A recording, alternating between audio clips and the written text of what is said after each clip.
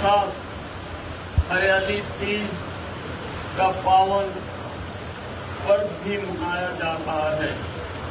मैं प्रदेश की सभी माताओं, बहनों और बेटियों को हरियाली तीज की भी हार्दिक शुभकामनाएं देता हूँ। प्रकृति, संस्कृति और नारी शक्ति से जुड़ा यह पर्व हमारे सामाजिक और सांस्कृतिक जीवन की समृद्धि परंपराओं का प्रतीक है। आज के इस पावन अवसर पर मैं भारत की स्वतंत्रता के लिए अपना सर्वस्व निछावर करने वाले ज्ञात अज्ञात स्वतंत्रता सेनानियों और शहीदों को श्रद्धापूर्वक नमन करता हूँ। इन सेनानियों के त्याग और बलिदान से हमें आजादी मिली। महात्मा गांधी सहित असंख्य स्वतंत्रता सेनानियों के त्याग, तपस्या और तेजस्वी नेतृत्व ने अंततः 1947 में देश को अंग्रेजी शासन से मुक्ति दिलवाई। 140 करोड़ से अधिक भारतीयों ने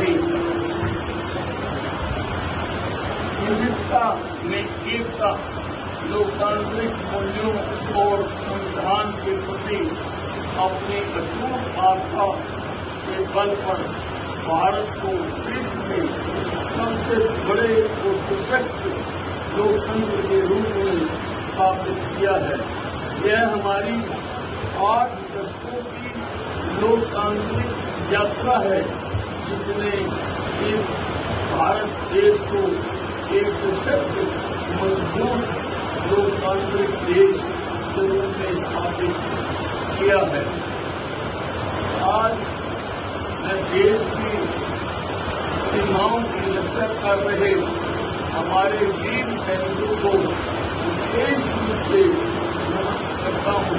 विपरीत परिस्थितियों में भारी तिरंगे की शान, मान और शान को बनाए रखने के लिए रहते हैं। मैं उन सभी वीर जवानों को भी श्रद्धांजलि अर्पित करता हूँ, जिन्होंने देश की एकता, अखंडता और संप्रभुता की रक्षा करते हुए अपने प्राणों का बलिदान किया। जब तक भारत की अखंडता को चुनौती दी गई, हमारे सैनिकों ने अदम्य साहस और पराक्रम का परिचय दिया है। भाइयों और बहनों, हमारी सरकार ने शहीदों के परिवारों के सम्मान और कल्याण को हमेशा सर्वोच्च प्राथमिकता दी है। देश की रक्षा करते हुए शहीद हुए जवानों के आश्रितों को अनुकंपा के आधार पर सरकारी नौकरी दी जा रही है।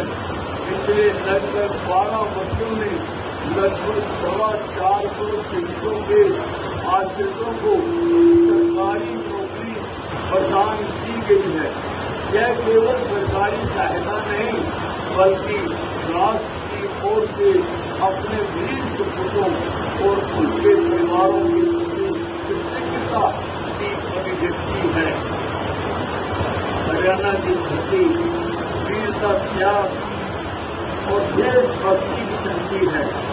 इतिहास के पन्ने बात के साक्षी हैं कि 10 मई 1857 को अम्बाला से उठी स्वतंत्रता आंदोलन की चिंगारी ने पूरे देश में आजादी की अलग जगाई थी। उस संघर्ष में अंग्रेजी शासन की नीति को चुनौती दी और देशवासियों के मन में स्वतंत्रता की लोगों को प्रज्वलित किया। इस गौरवपूर्ण इतिहास को आने वाली पीढ़ियों तक पहुंचाने के उद्देश्य से हरियाणा सरकार द्वारा अम्बाला छावनी में स्थापित किया जा रहा भव्य शहीद स्मारक अब निर्माण के अंतिम चरण में है। यह स्मारक हमारे वीरों की त्याग, संघर्ष और देशभक्ति का स्थायी प्रतीक बनेगा। भाइयों और बहनों, आज का भारत केवल अपनी सांस्कृतिक विरासत और सामरिक शक्ति के लिए ही नहीं, बल्कि अपनी तेजी से बढ़ती अर्थव्यवस्था के लिए भी विश्व में अपनी पहचान बना रहा है। माननीय प्रधानमंत्री श्री नरेंद्र मोदी जी के नेतृत्व में भारत आत्मनिर्भरता, नवाचार और आर्थिक विकास की दिशा में तेजी से आगे बढ़ रहा है। हरियाणा आज देश की अर्थव्यवस्था में महत्वपूर्ण योगदान देने वाले राज्यों में शामिल है। राज्य का सकल घरेलू उत्पाद यानी GSDP वर्ष 2024-25 में लगभग 15.18 लाख करोड़ रुपये रहने का अनुमान है, जो पिछले वर्ष की तुलना में 11% की वृद्धि को दर्शाता है। हमारी सरकार ने उद्योगों के लिए कारोबारी वातावरण को सरल बनाया है। प्रमाण पत्र, लाइसेंस और अनुमतियों से जुड़ी अनेक प्रक्रियाओं को सरल एवं पारदर्शी बनाया गया है।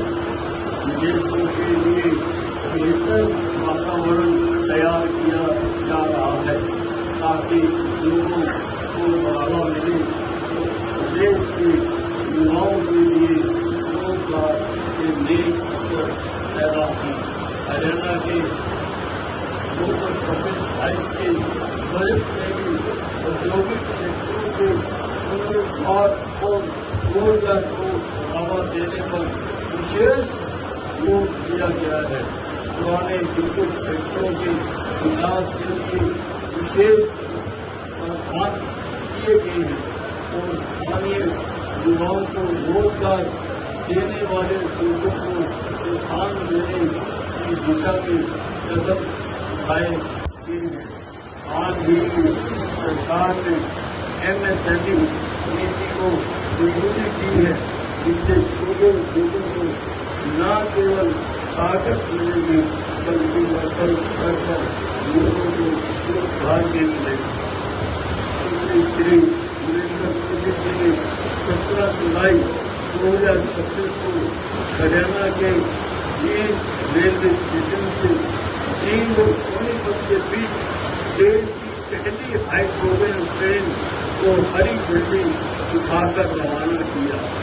औद्योगिक तकनीक से विकसित यह ट्रेन भारत की बढ़ती तकनीकी क्षमता और स्वच्छ एवं टिकाऊ परिवहन की दिशा में महत्वपूर्ण कदम है। यह